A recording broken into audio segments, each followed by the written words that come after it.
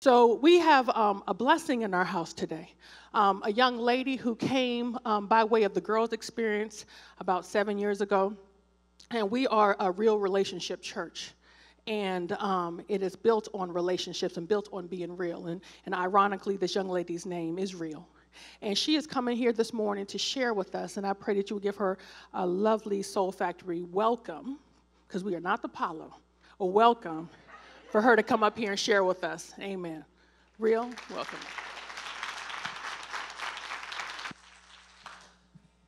A little girl said her life had no glory, and she wanted me to tell her story. See, she wants y'all to know that it feels good to be alive.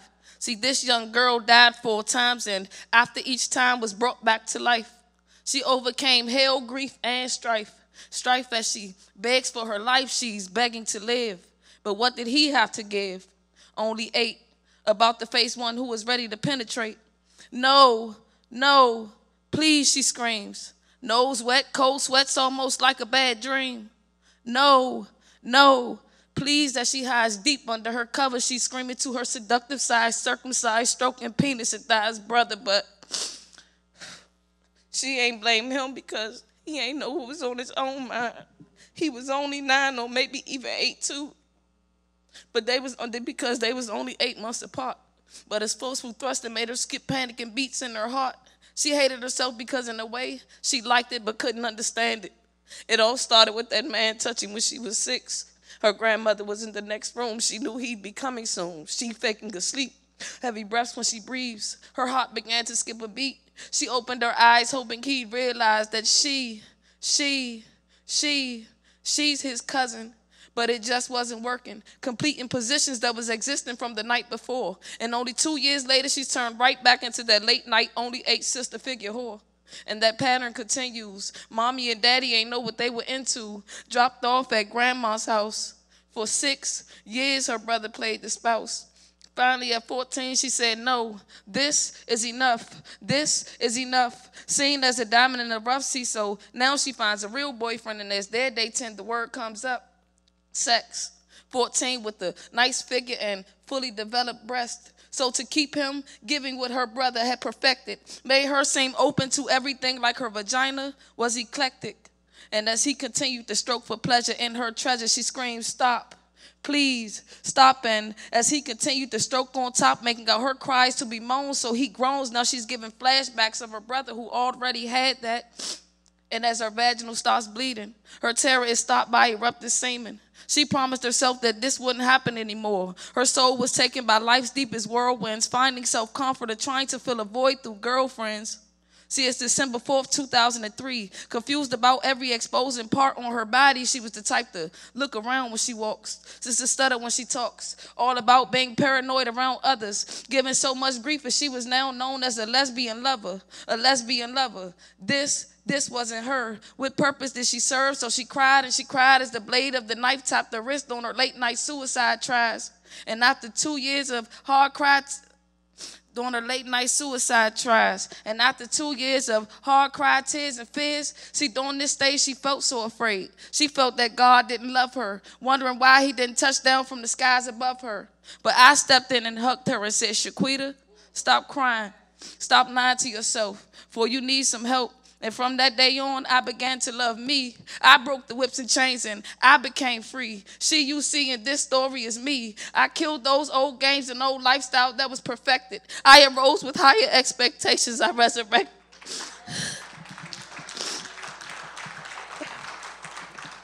I was crucified, no longer shedding lies. You see, I died 4 times. I was pulled 4 different ways with 2 intersecting lines. Cross path on my behalf. It was time for me to learn how to deal. It was time for me to be real.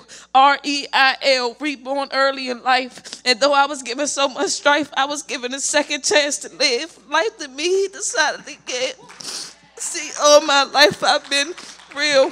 R-E-I-L, raped early in life to the 3rd degree. That girl spat on by the world was me, but no longer am I mentally incarcerated, but physically incarnation of God. And even though life is hard, I know that you can pick up from any downfall. Look at me. I didn't turn out so bad after all, and it was because of Deron Cloud that I became a soldier, sold out, living, delivered in everlasting righteous service. And with that said, my new and pure spirit allows me to say grace. So can I get an amen?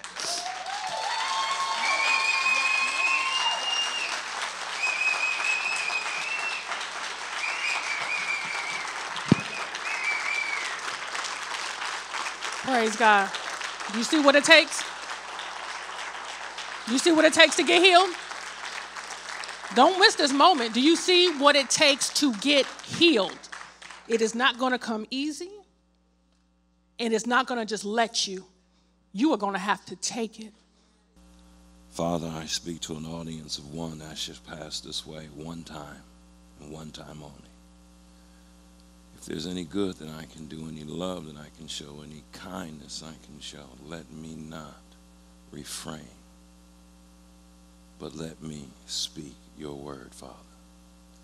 Father, I ask you right now to remove all distraction and all energy that would try to discourage me or anyone else from being here today. Father, clear my mind and clear those who are listening, those who are watching, and let transformation take place.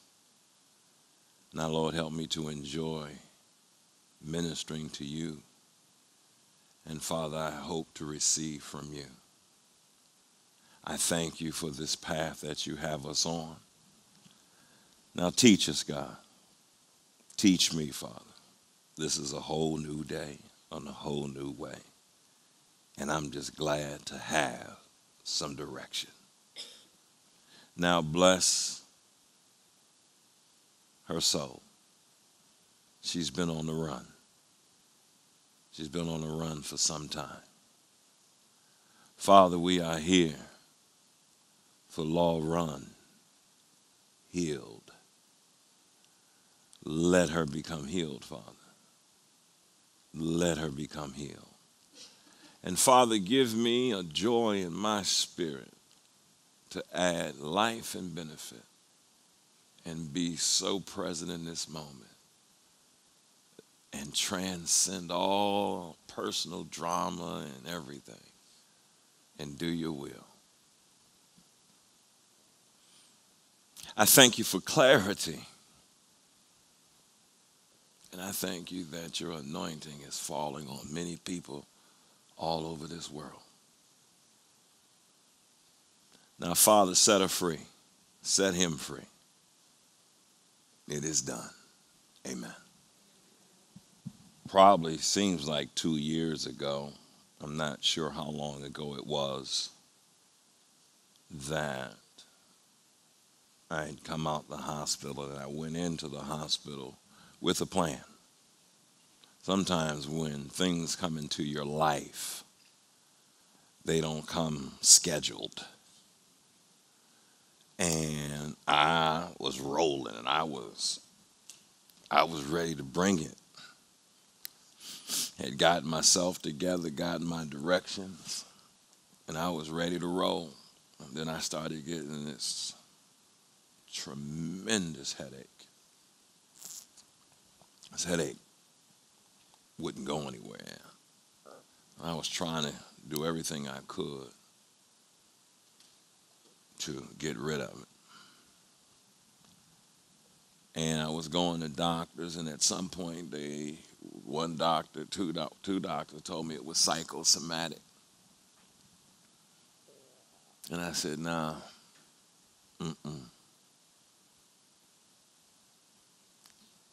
And so as I had to keep coming home, laying on the floor in the basement, I don't know why I was comfortable on the floor, but I just laid in the basement. And at some point, I was crawling in my closet trying to clean it up. But the only way I could get around was to crawl in the house. And I was doing that while my wife or somebody was at work, or she was gone. And I was doing that because I was on. Put it this way. When you have been the go-to point person and then you are no longer the person to go to, because you can't even go to yourself, it is a challenge to your system. And so somehow during that time, I connected with Reels. Either somebody sent me a video or whatever it was. And when she said my name at the end, or the last, somebody said, make sure you pay attention to the last minute or so. All right. And when she said it, I collapsed inside. See, because when you do things in love, and you don't do them out of selfish motives, you don't keep a record of it. You just do it. And here's how you know, because somebody will remind you and you will think like, what? Oh, well, I wouldn't have did that today. And so I said, I want to talk to this sister. Get her on the phone. And I got her on the phone. And it was her and her mother.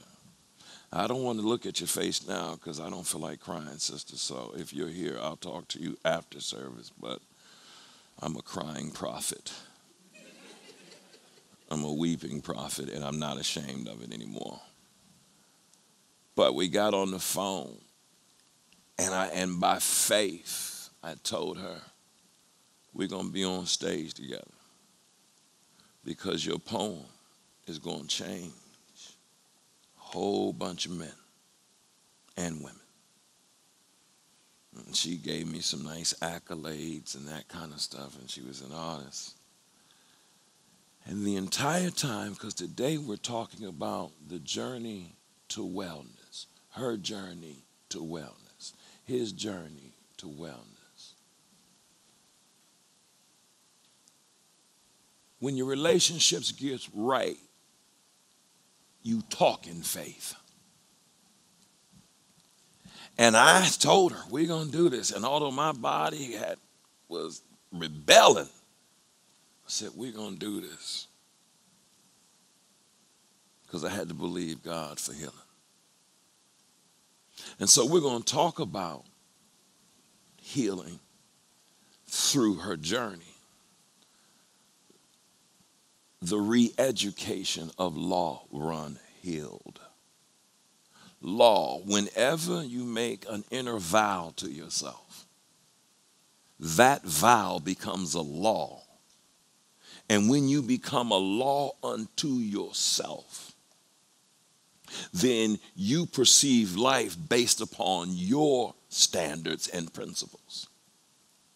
And you perceive and pursue life with 2, 3, 4 sets of books of rules that you get to play whatever you play. And Law Run Healed, and the reason Law runs, when Law Run, and her name is Law Run because she created this law and it becomes unconscious, and then she doesn't even understand she is a slave to the law of slavery.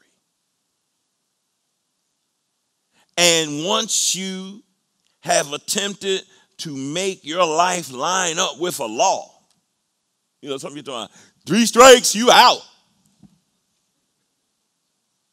I don't think God used baseball to give you your philosophy on human relationships.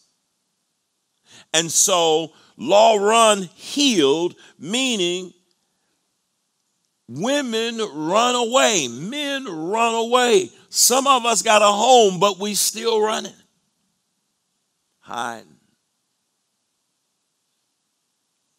So today we want to believe that God will bring healing. I want you to match your faith with me. And when I say match your faith, and I'm talking about brothers and sisters in ATL, when I said last week, I said they done turned us all into pimps and prostitutes. Social media has. They done turned us all. They done turned us out. And if you are somewhat hooked on this thing, listen, I didn't know what happened. You know, where were you when Facebook went out? These people went crazy. Facebook went down. WhatsApp went, I don't even know what app is, but whatever it was, it went down for 9 hours, and Instagram went down, and people were going crazy. See, because they made all their money through e-commerce. See, what we don't understand, they have made us slaves to this technology, and the day it gets cut off, then what you gonna do? You don't even know how to cook a biscuit from scratch. My wife can make oatmeal cookies with whatever's in that daggone cupboard. You sitting there talking about, they ain't got Uber Eats. Wake up! You need to be healed. Pride. Pride means to be lifted up high. Pride means lifting something or lifting oneself up. But proud means to lift himself or herself up. So pride is when I lift myself up. Pride is when I lift something up. Proud is when I lift myself up. And so when you look at the word heal in Hebrew, lamet hey, which means behold, behold. Lamet meaning foot, direction.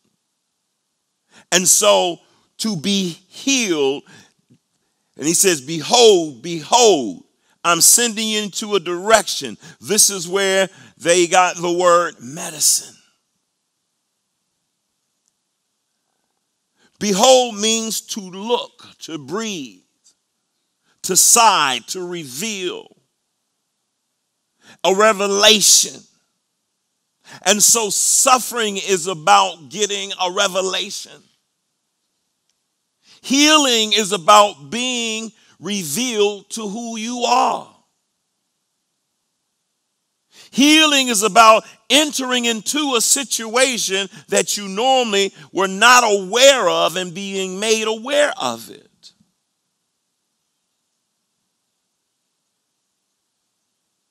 When you look at the way healing is spelled, it means one who is open,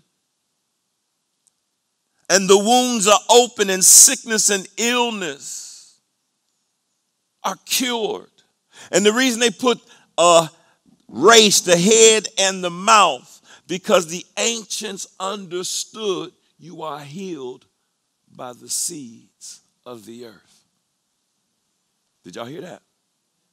Healed is spelled race, head, pay, mouth, open.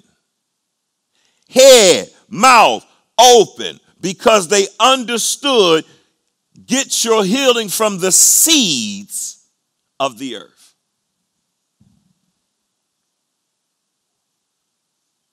See, there was a time when homeopathic medicine was taught in all medical schools. Natural medicine and plant medicine was taught in all medical schools. And see, some of y'all caught up in reefer madness. Jeff Sessions, generation. And if you ever get to know the truth, what did God want me to do on this journey? I was scared to death. Why? Because I helped my mother-in-law overcome pancreatic cancer by making the oil for her. And she had laid on the bed, on the couch for weeks. And once she got this hemp oil, she walked around the block 4 times within 30 minutes of taking it. And my wife said to me, the police said, I ain't never asked you to do nothing in your productions, but I'm asking you to put this in because I saw it. I know where my mother was. But when you have been a people pleaser all your life, you become terrified because all you can hear is the ignorance of those who speak of what they don't know. So he said, call it stigmata, the stigma. Because I take turmeric 3 times a day. Why? Because it's all illness is based on inflammation. But I ain't just talking about that. What I'm talking about is believing God in faith for your healing. What healed me was my belief in him again. So I haven't talked about this journey, and then finally I said, God, I got to do it. I got to do it. If I was your son, would you still want me to be here? If I was your son, would you still want me to be able to lay hands on you and pray for you? If I was your son, would you want me to have my right mind? If I was your son, and oxy is addictive, and I don't want to be addicted because I have an addictive personality. Chocolate.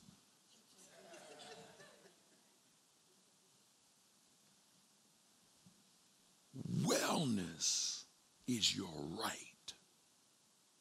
Your health is your right. So today, we want to help her get healed. Now, why did I say, let's take this off. Why did I say help her get healed? Because,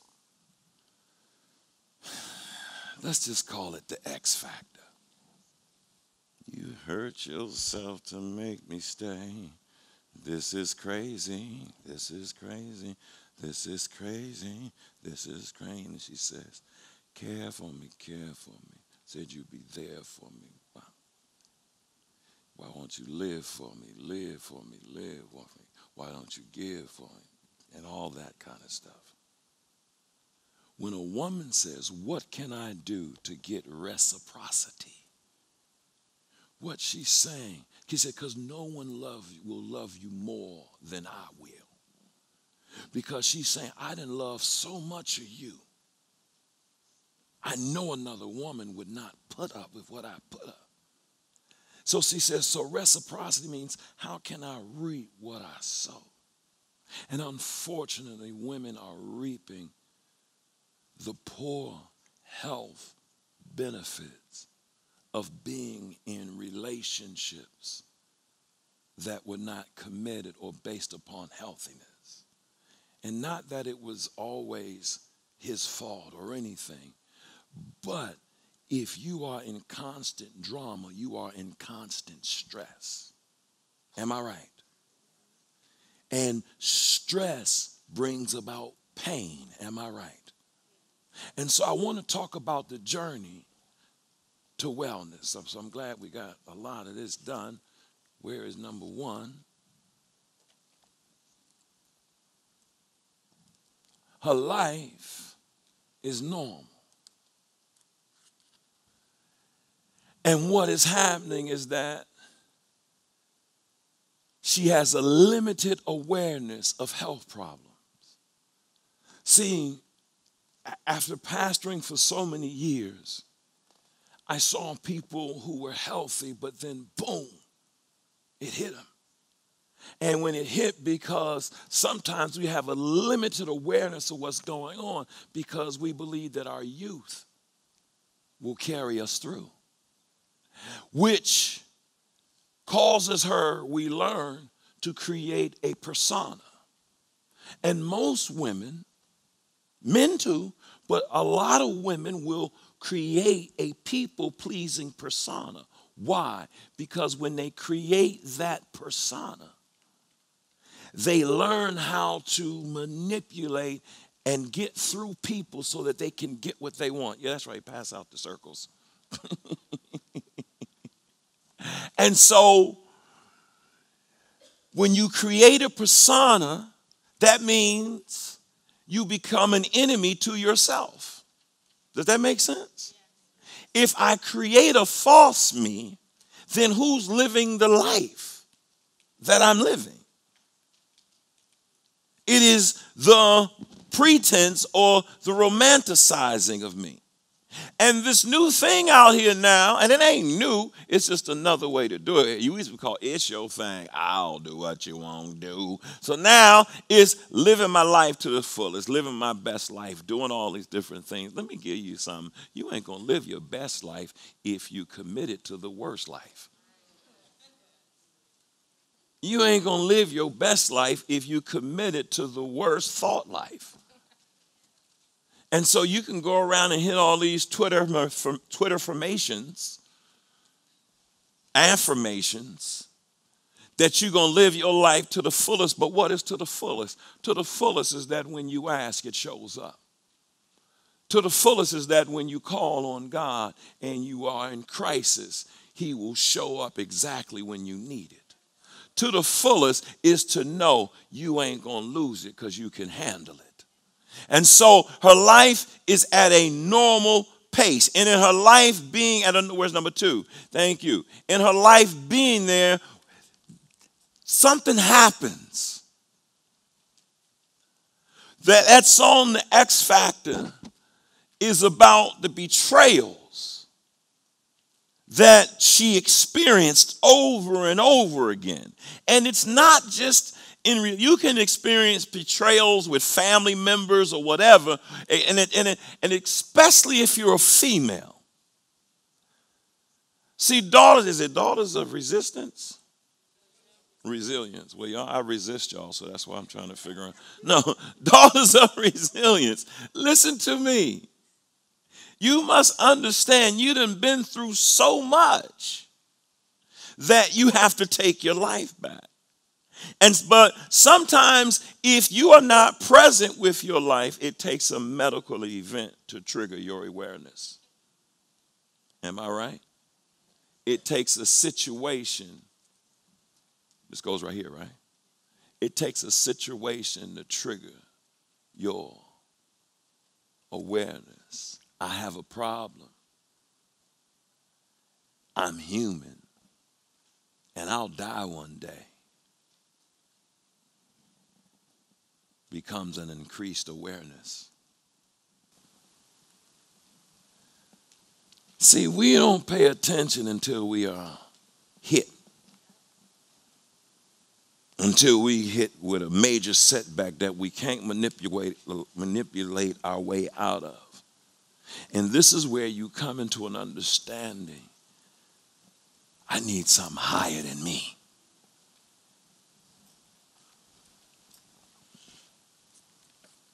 Thank you.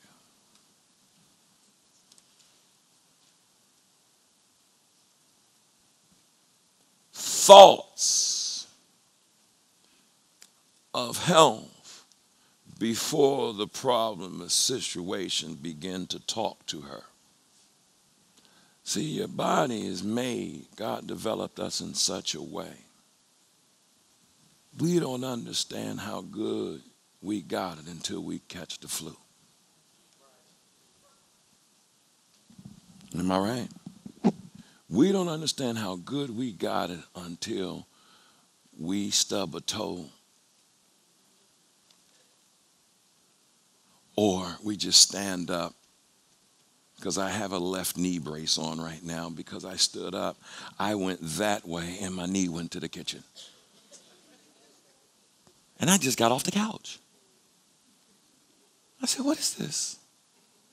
So we don't understand until we get hit with pain. And when we get hit with pain, We remember when we had it good. And you start making all kinds of promises. Next time, where we at now? The journey to health then means that you can go into resistance. Why? Because fear becomes your friend. Say this: situations that happened to me on many occasions gave me a suspicious outlook. So the reason I'm saying this to you is because fear becomes your friend. And when fear becomes her friend, that becomes her protector. Are y'all listening to me? How did fear become my protector? Because if I could fear, then I could not engage, and then I could be in control and not possibly get hit. Does that make sense? And so if I just saw it, you're supposed to talk to somebody, you know you're supposed to have the conversation with them, but I don't feel like going through that drama. The real truth is, I'm afraid I'm going to cuss them out. I'm afraid I'm going to cuss her out. Now, some of you all are yoga masters, or if that's the right name, and so you don't ever lose it. But there are a few people in Atlanta who are listening to what I'm saying, and they have to pray on a regular basis that they won't cuss people out. And some of them, they have to repent every day in their car because they cussed them out. We're talking about the journey to wellness. Amen? And so now, once you realize,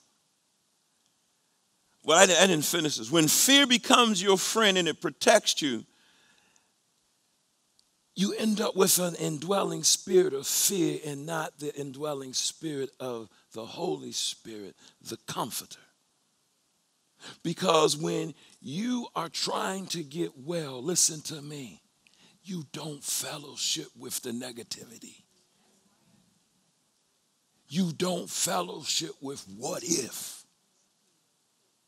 It is no such thing. It is what if. It is. I am. It's happening. It's going down. And then when you're on this, if not, you can get into resistance.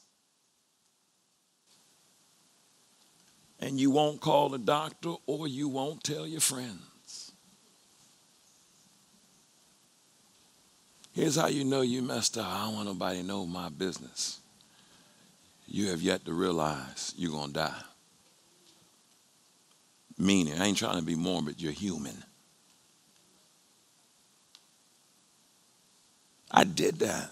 Didn't tell my friends for a year. Nobody, not even my wife. Because I was just so tired of all the other drama. And I kept it to myself. Say that was not right. And you know what made me talk about it? I finally entered into some drama.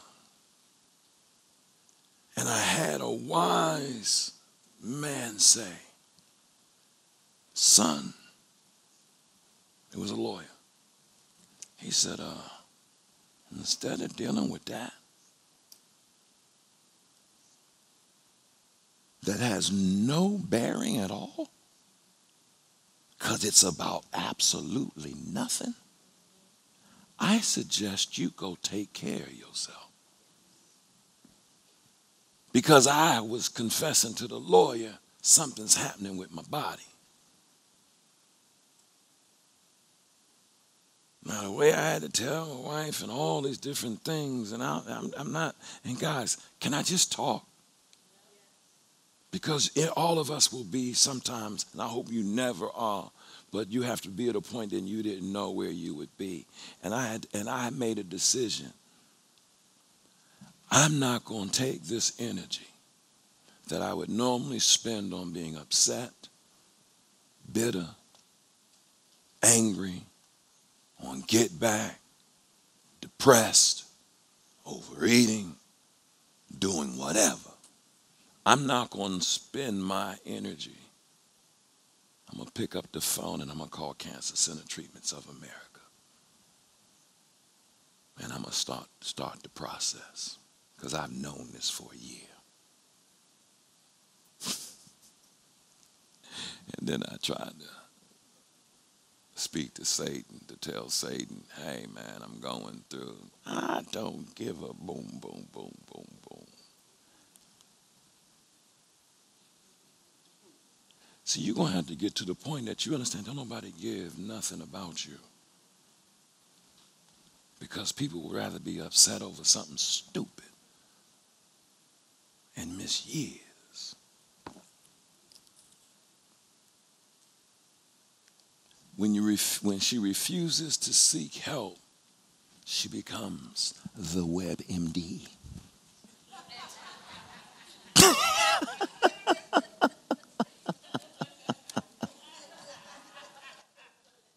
So now she becomes an expert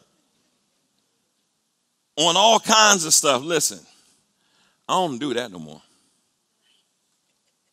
I ain't got time to be scaring myself to death. Now I think I got myelofeasileoma, and now I think I got, remember when they got us anxious, restless leg disease? I'm saying, man, is there something wrong with me? Remember that lady was doing that stupid dance, the prance dance? Oh my goodness. What kind of world are we in? What's the next one, my friends? We're almost there. The next stage on your journey to wellness is to go through the season of overcoming. And when you're trying to get well, it's time to overcome the fear of resistance to the change of life. It ain't always going to be the way you want it to be. Hello? It ain't always going to be the way you want it to be. I went into the hospital with a life. I came out without one as far as I was concerned because I had a plan. But when I came out, I didn't have a plan. And that's when God said, you got to trust me and you got to now trust your friends. What about your friends? Are they going to let you down? Will they always be around, baby? Oh, what about your friends? You don't find out who your friends are until you go through adversity. Okay. You don't find out who your friends are until you go through adversity. I ain't talking about loan me $20. I ain't talking about loan me $500. A friend is someone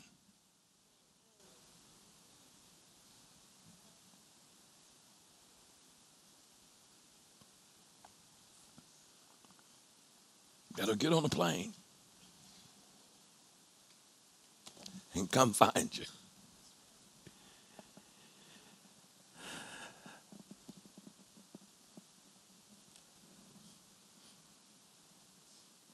Because sometimes you can go through and you don't even want to talk to your friends. You don't want to talk to nobody. But if you're going to get well, you got to become vulnerable and let people know. Because sometimes you don't want people to think you made a mistake or whatever the case may be.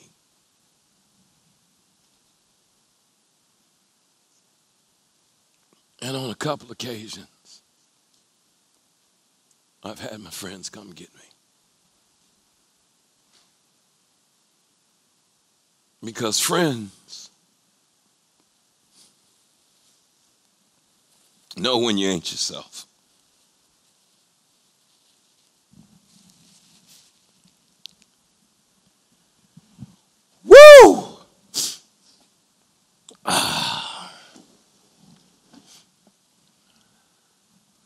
What's the next one, sisters?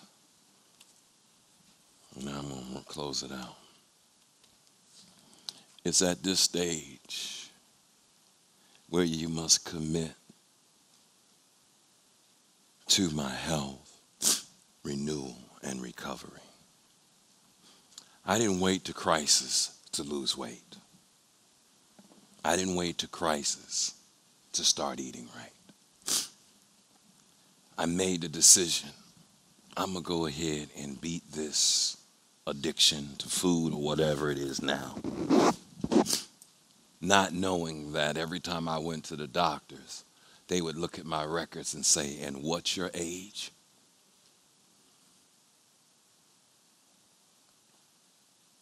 There was some stuff I didn't want to give up, but I wanted to be well. That's what you want. I won't go to it, but it was at the pool of Bethesda. And every now and then the angel would go and trouble the waters. And there were a lot of people, the blind, the sick, the invalid. And they would sit around and wait for the water to be troubled. And Jesus saw a man who had been sitting there for years, and he had been in this condition. And he said, how come you're not going to the water? And the man said, Jesus asked, do you want to be well? He says, every time I want to get up, they get up and they beat me down to it, and I have nobody, blah, blah, blah, blah, blah. Say excuses. You're overweight because you ain't working out. You got high cholesterol because you can't cut out eggs. You got diabetes because you have chosen not to change your diet. You are taking insulin shots because not just because you're diabetic, but you love your sweet sodas. You got high blood pressure because you ain't gonna not have salt. I'm talking about me.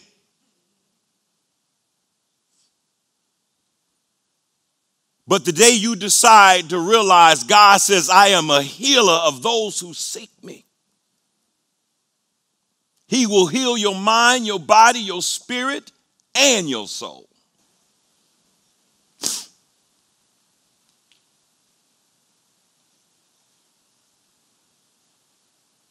Law Run got healed.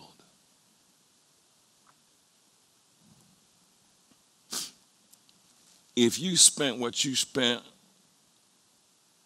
on some of your material stuff on a counselor to tell him what your problems were, you'd be a better person. I will be disappointed today if I was not able to help you understand just an introduction to the role of healing. And that healing is about taking your authority back. The daughter Real took the authority. And listen, when this addiction thing hits you, it's about escape. But if you can stop and resist it, God will bless.